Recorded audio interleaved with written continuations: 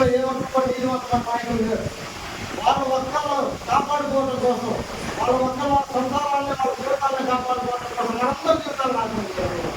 మన చుట్టూ ఉన్న ఒక టీటీడీ బోర్డులో అన్ని మతాల ఎవరైనా చిన్నలో ఉండే కనీసం కూర్చే వాళ్ళు కూడా ఒక కులంలో లేరు.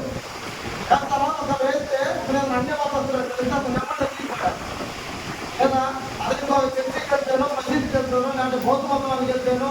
ఆ చర్చిలో చుట్టుపక్కల మసీదుల చుట్టుపక్కల కనిపించినా కానీ వీళ్ళు అన్ని మతస్థులు తీసేస్తున్నారు, తీసేస్తూ ఉన్నారు. వాళ్ళు హిందూ మతాన్ని అంత గౌరవించుకుంటారు, మనం గౌరవిస్తాం.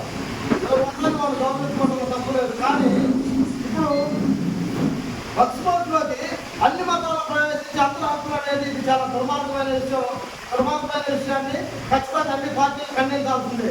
మన దురదృష్టం ఏంటంటే మన యొక్క నాయకుడిగా చెప్పుకున్న నాయకులు మన దగ్గర వచ్చి కమిటీలు చూస్తున్నారు, పార్లమెంట్లో మాత్రం వాళ్ళకు అనుకూలంగా వాళ్ళ ఓట్లు వేస్తున్నారు. ఎవరు తీర్మానాలు తగ్గినప్పుడు వాళ్ళకు అనుకూలంగా ఓట్లు వేస్తున్నారు. ఇది చాలా తీవ్రమైన విషయంగా పరిగణిస్తూ ముస్లిం మతం రాబోతు వారు ఈ భారత బంధుకి ఏదైతే భారత బంధు పిలుపునిచ్చాడు, అన్ని సంప్రదాయాలను గౌరవిస్తున్నాం మనం అందరినీ గౌరవించే వ్యక్తులు కాబట్టి దసరా పండుగ వచ్చింది. మనం ఈ వాళ్ళ ఆచారాలను మనం గౌరవిద్దామని చెప్పేసి దసరా ముందు రోజు కానీ తర్వాత రోజు కానీ మనం బంధుని చేయకూడదని చెప్పేసి దాన్ని ఇంకో డేటు ఫిక్స్ చేస్తున్నామనే ఉద్దేశం మీద ఈరోజు అన్ని పార్టీలు ఆల్ పార్టీల మీటింగ్ ఏర్పాటు చేయడం జరిగింది. ఈ కార్యక్రమానికి ముఖ్య అతిథిగా వచ్చేసిన అన్నగారు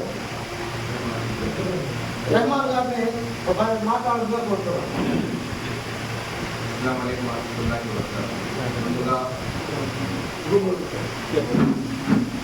ముందుగా ఈనాటి కార్యక్రమానికి చేసినటువంటి పల్నాడు జిల్లా నాయకులు, ప్రముఖులు మరియు అదేవిధంగా కార్మిక సంస్థల నుంచి సంబంధం కలిగినటువంటి నాయకులు అందరి ఇక్కడికి రావడం నిజంగా చాలా ఆనందకరమైనటువంటి తెలుగు కొంచెం ఫ్లూయెంట్గా రాస్తాం, తప్పులు పోవచ్చు. దాన్ని మీరు పెద్ద మనసుతో క్షమించి చెప్పాలనుకున్నటువంటి విషయాన్ని అర్థం చేసుకునే ప్రయత్నం చేశారని ఆశిస్తున్నాను.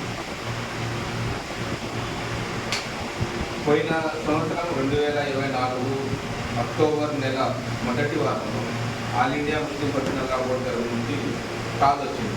ఖాళీ సైఫుల్లా రెహమానీ గారు మరియు అదేవిధంగా Qasim Rasool Ayaz all India Muslim personal law board general secretary, వారితో ఆంధ్రప్రదేశ్ మరియు వెస్ట్ బెంగాల్ 2 రాష్ట్రాల